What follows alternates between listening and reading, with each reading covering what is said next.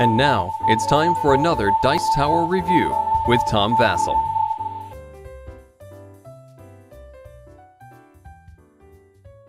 Fuzzy Tiger sounds like a kid's game and looks kind of like a kid's game, and while kids can play it, it certainly is for more than just kids. It's a simultaneous selection game in which you pick a card at the same time everyone else does, and what you're trying to do is have your monkey run up to a sleeping tiger, try to pull whiskers out of it without the tiger waking up and biting your monkey, causing damage and possibly death. I really do enjoy the game.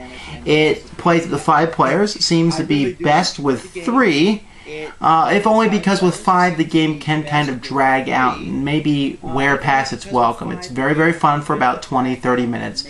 After that it might be a little too long. But let's take a closer look at the game itself. Alright, here's the game board.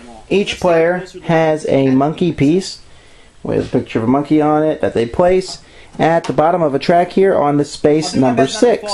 Space 6 and 5 have room for all the monkeys so they can sit there and be happy. Each player also has 2 markers, one on a damage track right here, and one on a point track. At the top of the track is a black marker that measures, or that shows where the tiger is, and then over here is a sleeping token that shows how sleepy the tiger is. It starts at 6, and that means the tiger is completely asleep, although it can move upward and the tiger awakes. Each player is given a set of cards, and these cards are all the same, number from 1 to 9, and allow players to take different actions. At the beginning of each turn in the game, players will choose one of these cards, placing it face down. Then the cards are revealed, and players will move their pieces based on the cards that they draw. Let's look briefly at these cards and see what they do. This is, for example, card number 1. When this is turned over, if you see down here in the bottom, it shows that a monkey can move 1 space, but if multiple people play this card, then he doesn't move forward at all, and he's hiding. He's hiding in case the tiger shows itself that turn. Up in the top here, it shows that multiple people can play this card. Most of the cards are not like this. For example, the number 2 card, if you look in the top, if more than one person plays this card, then neither one of them gets to do anything. However, if you play this card and you're only person 2, you move forward 1, and you put the tiger's token completely back to sleep, although you can't pull his whiskers. Card number 3 allows you to move forward 2, although if multiple people play it, you move forward none, and it causes the tiger to lose 2 sleeping points. And basically that's how the cards work. This one lets you move forward 2, or you can move to the 3 spot, although you're the only one who can play this card. Card number 5 lets you move forward 1 or move forward 2.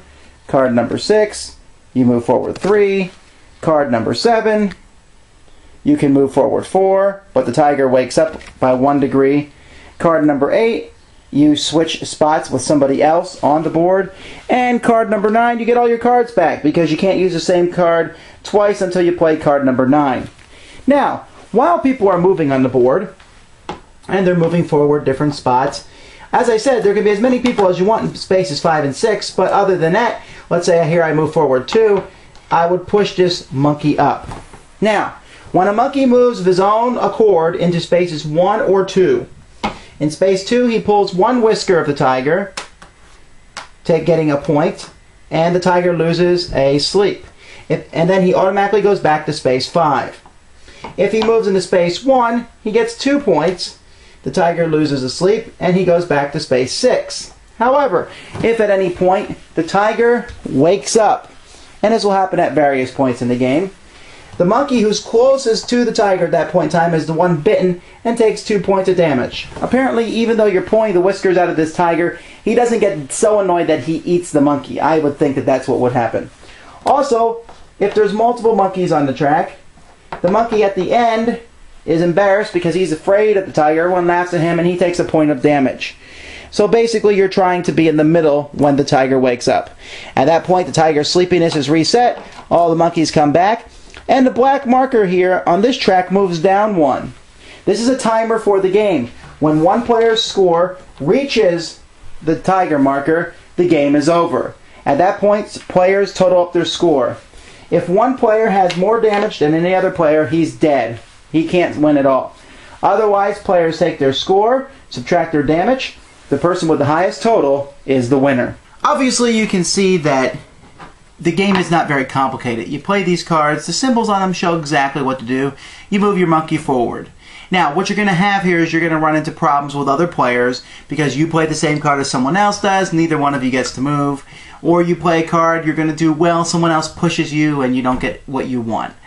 But it seems to work well. The theme makes sense. You're going forward, pulling the tiger's whiskers. Eventually he wakes up and bites someone. Everything resets, he goes back to sleep. You keep going on. There's a possibility that the game can go on too long. It's, oh, we're pulling the whiskers again, and oh, we're pulling the whiskers again, and oh, we're pulling the whiskers again.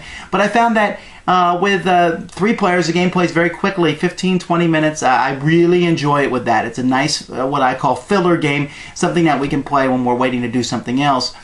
But there's still some strategy in a sense where you're trying to pick the right card. With 5 players, it's still fun, 4 or 5 players, but you realize you're going to be picking the same card as other people longer, so that it takes a little bit longer for the game to progress.